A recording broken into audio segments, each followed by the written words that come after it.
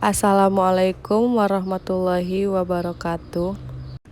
Baiklah, saya Selvi Adela dengan NIM 1601045 yang mengambil mata kuliah Teknologi Farmasi Sediaan Cair dan Semisolid dengan dosen pengampu Ibu Nesa Agistia Magister Farmasi Apoteker. Di sini saya akan menjelaskan tentang beberapa subbab pembahasan. Yang pertama, pengertian gel. Yang kedua, jenis-jenis gel. Yang ketiga, faktor yang mempengaruhi sediaan gel. Yang keempat, sifat dan karakteristik. Dan yang terakhir, contoh sediaan gel yang beredar di pasaran. Baiklah, kita masuki subbab yang pertama, pengertian gel. Gel merupakan sistem semi padat terdiri dari suspensi yang dibuat dari partikel anorganik yang kecil atau molekul organik yang besar terdispersi oleh suatu cairan. Selanjutnya, masuk ke jenis-jenis gel. Gel terdiri dari 3 jenis. Yang pertama berdasarkan sifat fase koloid, contohnya organik gel dan anorganik gel. Yang kedua berdasarkan sifat pelarut, contohnya hidrogel, organogel, dan serogel. Dan yang terakhir fase terdispersi, contohnya gel fase tunggal dan gel 2 fase. Adapun beberapa faktor yang mempengaruhi sediaan gel, yang pertama itu suhu. Suhu di sini sangat mempengaruhi sediaan gel dikarenakan sediaan gel dapat terbentuk melalui penurunan temperatur. Tetapi gel juga bisa terbentuk setelah terjadinya pemanasan. Faktor yang mempengaruhi sediaan gel selanjutnya adalah ion. Beberapa jenis hidrokoloid membutuhkan ion-ion logam tertentu untuk membentuk gelnya, karena pembentukan gel tersebut melibatkan pembentukan jembatan melalui ion konselektif. Faktor selanjutnya yaitu elektrolit. Konsentrasi elektrolit yang sangat tinggi akan berpengaruh pada gel hidrofilik, di mana ion berkompetisi secara efektif dengan koloid terhadap pelarut yang ada. Dan faktor yang terakhir adalah pH. Hidrokoloid pada umumnya akan membentuk gel dengan baik pada kisaran pH tertentu. Hal ini ditunjukkan oleh terjadinya peningkatan kekentalan dengan meningkatnya pH hingga mencapai titik tertentu, dan kemudian akan semakin menurun bila pH terus ditingkatkan.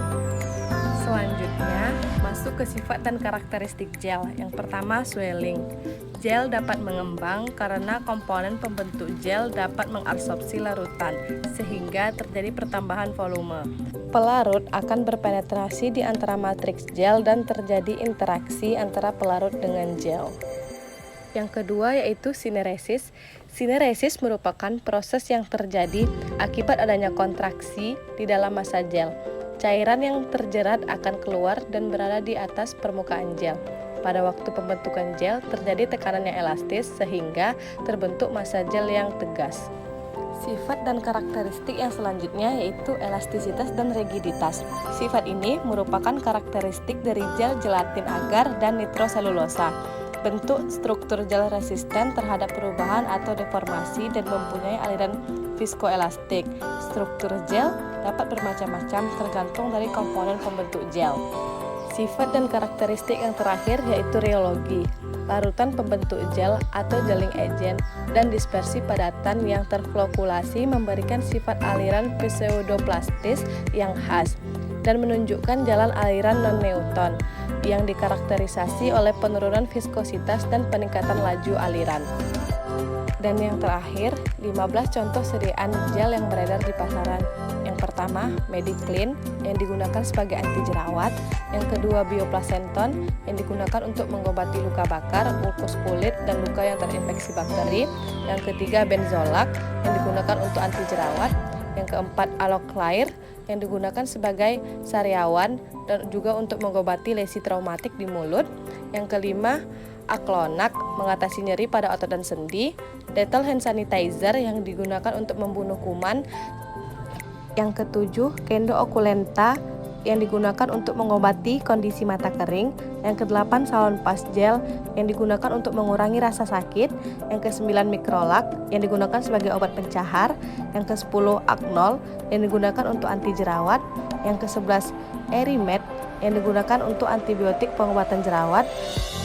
Yang ke-12 yaitu Joint Test Gel yang digunakan untuk mengurangi rasa nyeri otot dan sendi.